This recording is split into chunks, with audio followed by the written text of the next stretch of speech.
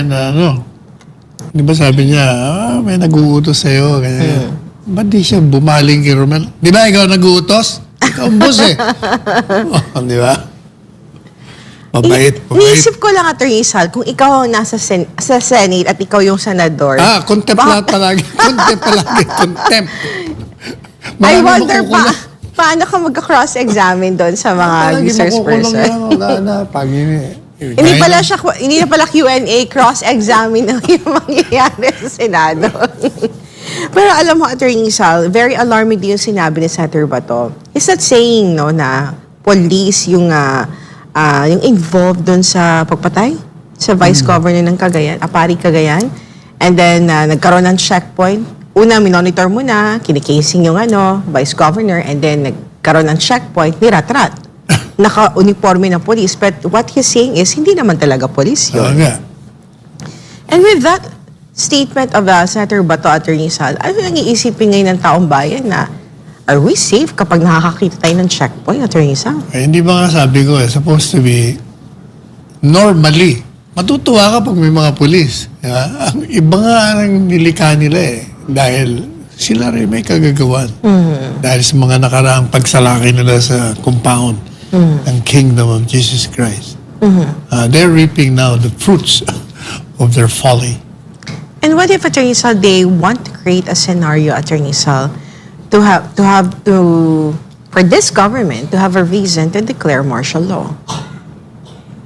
Hindi na kailangan mag-declare martial law. Yung ginagawa nila effectively, parang gano'n na yun. So we are under state of martial law? Silent martial law?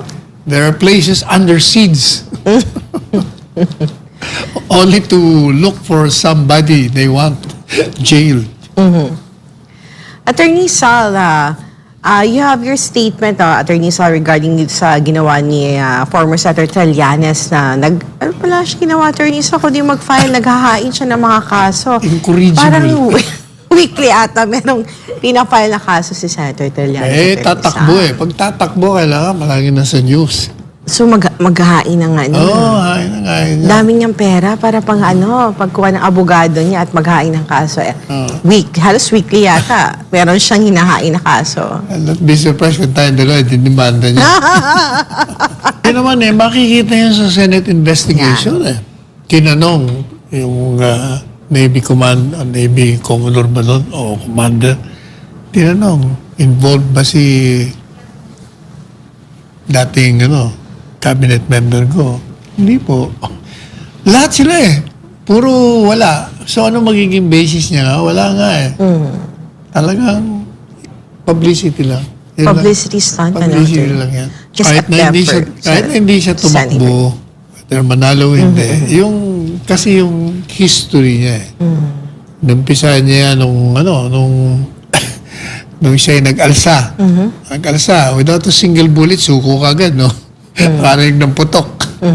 Pangalawa, tanda mo yung dating Presidente Duterte. Ako humawak ng kaso nyo. Sabi niya, milyon. Yung pala, 15,000 lamang. Tapos sa ICC, diba, si Attorney Sabio ginamit niya, yung nasirang Attorney Sabio. Bago namatay, sabi niya, propaganda lang ni yun. Alam mo lang kung sino. Ayaw ko magiging pangalan niya. Parang gusto-gusto niya pinapakita ang pangalan niya. Madalit sabi, as I said in my statement, the history of this case filer speaks for itself. Lahat ng mga kinakaso niya o inaaligasyon niya ay puro walang katotohanan. Kaya nasira ng kredibilidad niya. Ayun. And si Senator Bongo and Senator Bato ay nagkaroon ng dinner last night with the Vice President. Saan? Ginawa yan? Hotel yata yan It's a coffee shop or nasa loob ng hotel. Maganda Hotel, I'm not sure. Kumusta naman? Anong napag-usapan? Yun lang. Yun ang gusto kong mabalitaan sa'yo. Alam mo ba na napag-usapan niya, Attorney Sal? Hindi ko pa nakakausap. Nakausap ko yung dalawa in relation to the Senate Committee hearing at yung in relation to sa demanda bago ako nag-issue ng statement. Pero hindi namin napag-usapan yung kasi hindi pa yata nangyayari, nag-uusap kami. Kagabi lang ba yan? Yeah. nag-usap kami mga hapon pa lang. Excuse nga lang nila yun, kulang. Parang nga lumawig sila. Maganda ang pwesto eh. Malaking benepisyo sa kanila. Hindi sa taong bayan. But is it possible, Attorney Sal, to amend? Kailangan yung konstitusyon na yung amyendahan. Oo. Is it enough na mag-file sila ng ganung House Bill amendment for that specific, ano? Siguro gusto nilang gawing Constituent Assembly. Hindi ba naniniwala sila na hiwalay sila, pwede sila on its own? Hindi nakasama ang Senado. O yun ang kanilang linya. And then, papunta na tayo ng election. I mean, sapat na oras sila para gawin to? Baka re-electionista ba yan? Lahat sila mag-re-election most likely Kaya kasi huwag ka na congressman. magtaka kahit na anong mga foolish ideas Lalo na pag patapos yung term nila, hindi na sila pwede maging re-electionista. Well, sa papel ng SMA na Kaya attorney problema yes, kasi, attorney. kayong mga taga-media, pinapatulan nyo lahat eh. Ang alin? Mga lahat ng mga ideya nila, pailito, naku, dyan naman agad. Gusto nila yun. Siyempre, kailangan natin ibalita yung attorney sa kasi syempre nilalabas nila at kailangan malaman ng taong bayan lahat ng makakuha ng ginagawa ng mga kung babatas ibabalita kayo, may isang mambabatas, hindi ko ngangalanan. Merong isang dating senador, sino man siya, file na naman. Ganun ang aking... Kaya ano namang connection ng NTF-ELCAC sa pagkuha ng seat Security Council? That's number one. Number two, ano naman mapapala natin pag tayo member of Security Council? May veto power yung tatlo, yata member niya na malalakas kahit anong resolution ng Security Council, pag hindi pumayag yung mga magagaling na malalaking bansa dyan, China, Russia. America, Russia. O yan, pag binito, tapos na kagad wala na. Useless. Useless yung one vote mo. Well, alam mo, sabi nga, may kasabihan, when it rains, it pours. Pag umuulan daw yan, talagang dagsa, kaya sunod-sunod. Yung desisyon ng Korte Suprema, 20 days freeze order yan. Ngayon, may remedyo pa naman sa batas. They can decay si Pastor Kibuloy, KOGJC, ay makakapag-hain ng motion for reconsideration, petition to lift freeze order. May remedyo pa naman. Oo, pero ang problema, attorney, gusto nating umapila. Yung legal counsel mismo ay gustong tumugon nga dito sa utos ng korte. Kaya lang yung mismong kopya ng motion o yung mismong order na nitong freeze order nga, wala silang natatanggap. Yung mismong dokumento para yun ang magiging basihan dito nga sa magiging remedyo natin. Walang problema yan. Hanggat hindi niya natatanggap ang kopya, hindi pa tatakbo yung yung prescriptive period ng pag-file ng motion for reconsideration. Kung gusto niyo ng mabilis, punta kayo sa Court of Appeals, kumuha kayo ng kopya. Ganun lang yun. Paano, attorney, kung sakali man ito ay ipinatupad na at apektado lang ang KOJC, ang SMNI, sa tingin mo, may mga batas bang nilabag sa karapatan sa panig ng KOJC at sa SMNI at sa iba pang mga organisasyon na ipinatupad ito freeze order?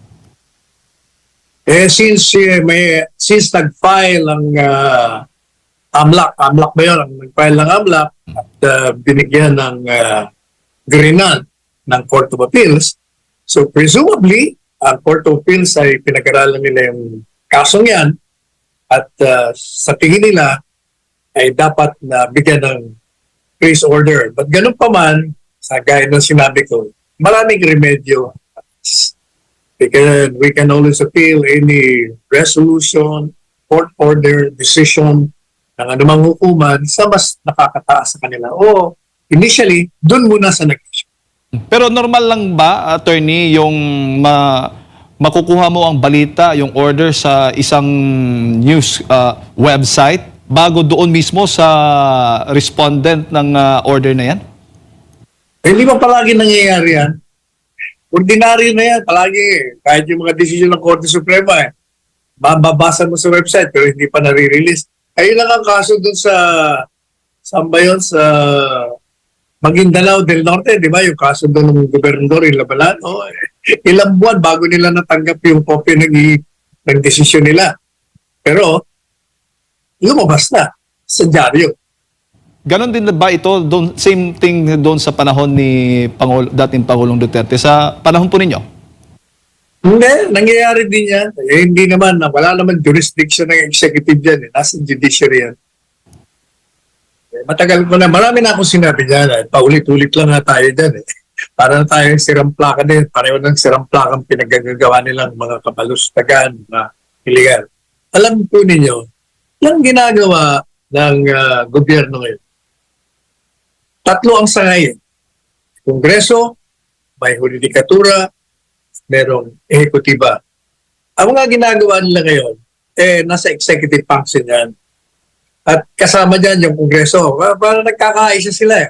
Inaapi nila si Pastor Kibuloy at pati na ang SMNI, lahat, pati KOGC, lahat yan. Parang pinagkaisahan Kaya nga, bulat sa pulat, sinasabi ko, for every illegal act that they are doing, file lang kagad ng kaso. Sapagkat the third branch of the government, yung judiciary, yun ang pag-asa ng mga inaapi at nilalapastangan at nilalabag ang kanilang mga karapatan. Kaya palagi kung maririnig mo palagi ang aking sinasabi rito sa programa natin, ura mismo, file kagad, file lang ng file para hayaan natin ang hukuman na pumigil. Kaya hindi ba sinabi ko, yung ginagawa nila, noong pa sinabi ko file kayo ng petition for a writ of amparo. Yung ginawa ng mga police, file nyo, pati ang PNP chief, yung regional chief, lahat yung file nyo ng file. At hayaan natin ang hukuman ang humusga. At ako'y naniniwala, obvious naman na talagang paglabag ang ginagawa nila. Kaya nakakasiguro ko ng judiciary na hindi naman kontrolado yan.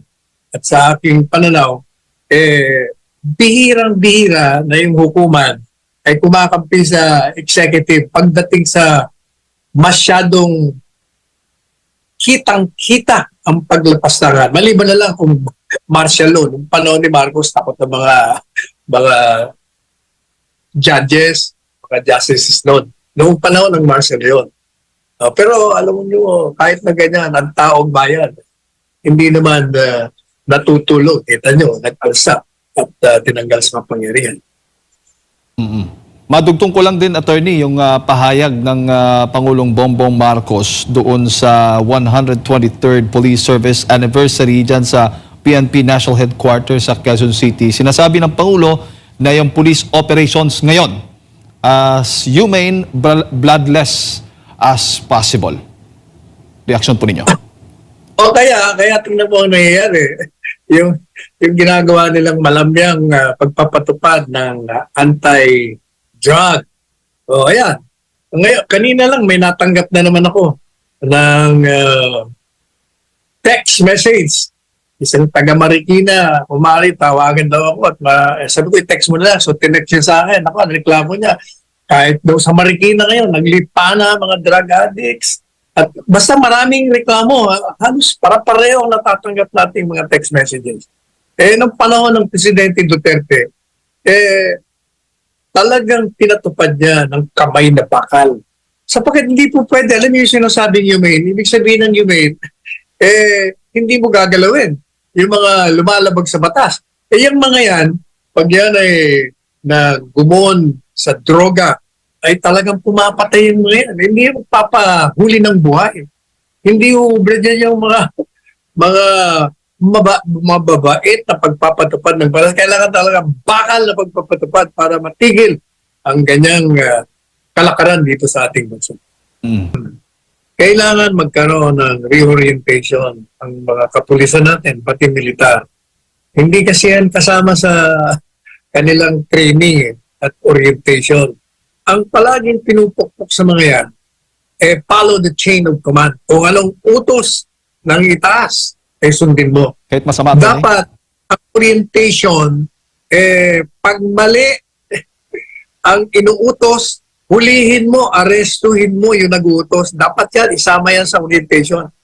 Para pag graduate nila sa military school, police academy, iba ang kanilang pananaw.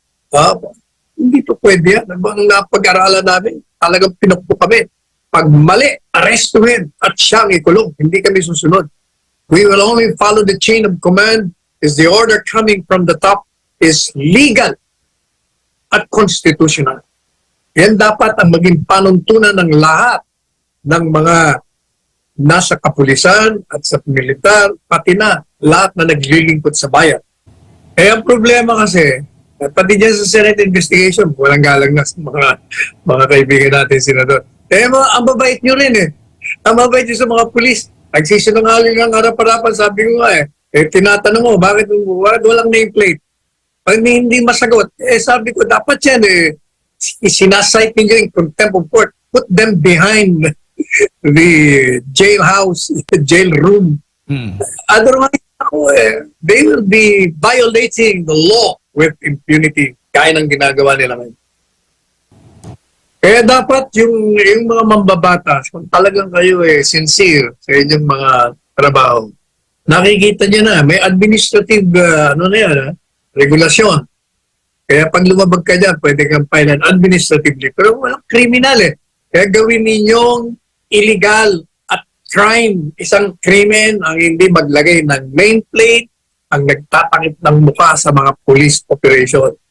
Pag ginawa niyong krimen palagay ko, kung hindi matanggal ng buo, marireduce considerably dramatically. Yung kanyang tinutukoy na darating ang panahon na ilalatag niya iba't ibang kadahilanan kung bakit siya ngayon ay nasa ganyang estado. Magandang sabagan natin yan. Although, marami din siyang sinabi. Kung baga, detalye na lang ang hihintay natin. But, obviously, the wall has been broken. The barrier is there. Talagang hiwalay na. Wala nang kaduda-duda yun. Pero pag sinabi... Matagal na yan, pero ngayon talagang kitang-kita ang ebidensya. Pero yung sinabi niya, attorney, yung tungkol sa relasyon nila ni BBM, walang description. Ano bang ibig mong sabihin noon? Para ano bang basa mo sa kanyang sinabi? Gaya ng sinabi niya, how can you describe something na hindi naman sila nag-uusap? Talagang hindi naman di-describe. Pero actually, di-describe niya na, hindi kami nag-uusap.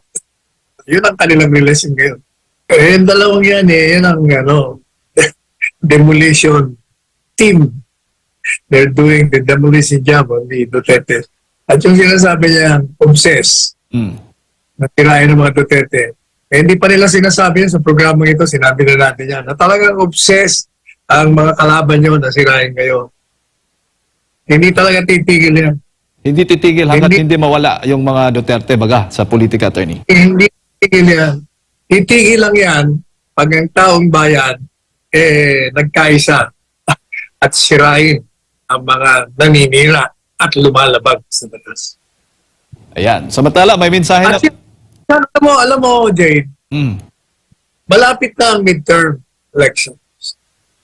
Ito ay isang bihikulo upang ipakita ng taong bayan ang kanilang pagtutol sa ginagawang paglapastangan sa batas at sa saligang batas. Sa pamamagitan ng kanilang boto, balota, ay sisirain nila lahat yan.